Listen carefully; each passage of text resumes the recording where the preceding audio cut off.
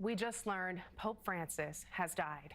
It comes just one day after he surprised the faithful with an appearance on Easter Sunday. The Vatican made the announcement, ending an often turbulent reign marked by division and tension as he sought to overhaul the hidebound institution. Norah O'Donnell has a look at his life and legacy.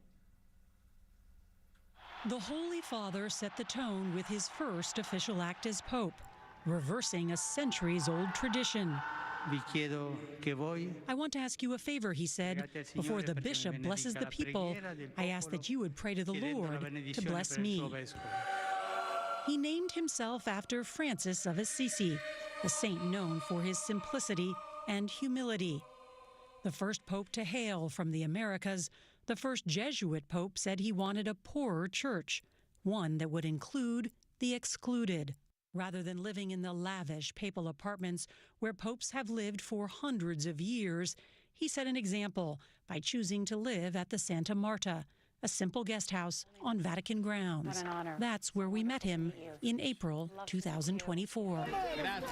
His desire to reach out to ordinary people sent the bulletproof Pope-mobiles into storage. I cannot greet people from inside a sardine can, Francis famously explained, even if it is made of glass.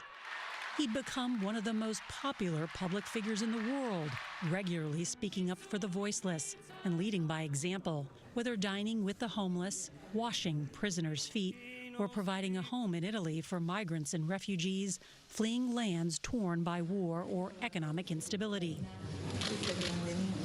He was a tireless advocate for the rights of migrants, even taking the rare step of delving into a nation's politics when he criticized the Trump administration's plans to deport millions, saying it violated human dignity.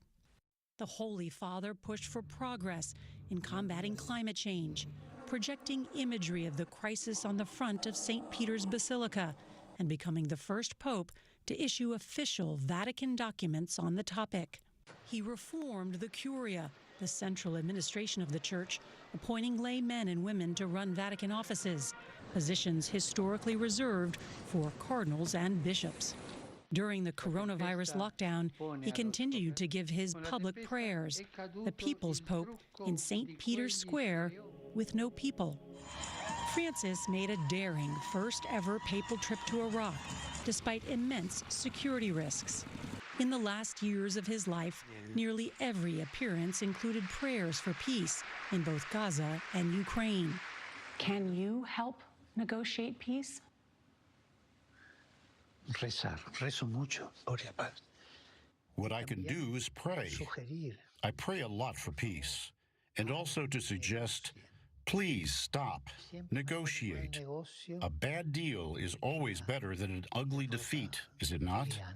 Over time, his papacy began to be defined by a topic he did not choose, the wave of clerical sex abuse scandals that stretched to the very highest levels of the church. He was accused at first of being tone-deaf in his slow response to the crisis.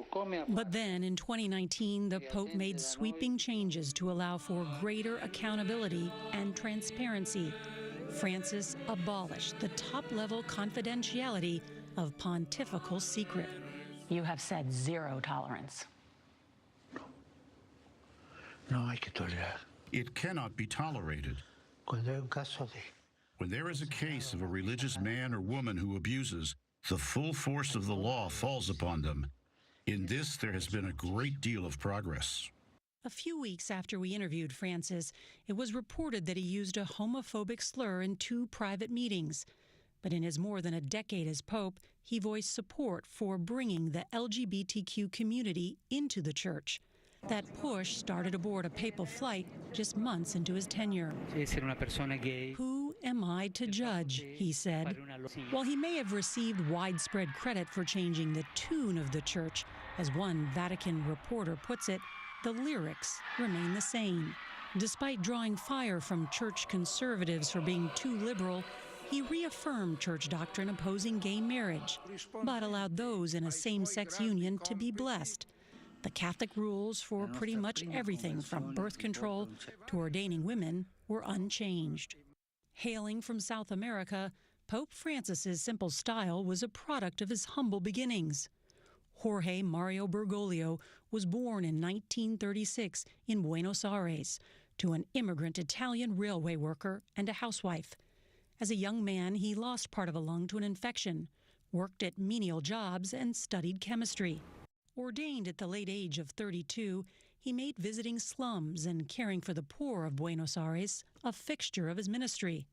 Francis claimed he only brought a small bag to the conclave that elected him because he expected to be going back home to Argentina.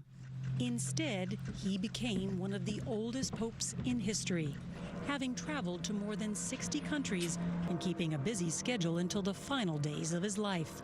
But he wasn't immune to health issues, using a wheelchair since 2022 and spending weeks in the hospital in 2023. The toll of the papacy raising persistent questions of retirement after his predecessor, Pope Benedict XVI, resigned, the first pope to do so in almost 600 years. So you have no plans to resign or retire? I know you don't like this question. No, diga, sí. Not at all. Ask all you want. It has never occurred to me. When you look at the world, what gives you hope? Todo. Everything. Uno ve You see tragedias, tragedies, pero ve but you also see so many beautiful tantas things. cosas lindas. Uno ve madres heroicas, You see heroic mothers, hombres heroicos, heroic men, men who hombres have que hopes and tienen ilusión, dreams, mujeres que miran women who adelante. look to the future. Eso a mí me da That mucha gives me a lot of esperanza. hope. La gente quiere vivir. People want to live. La gente People va forge adelante. ahead, and people La are gente fundamentally es good. fundamentalmente buena. Again, Pope Francis, dead at 88 years old.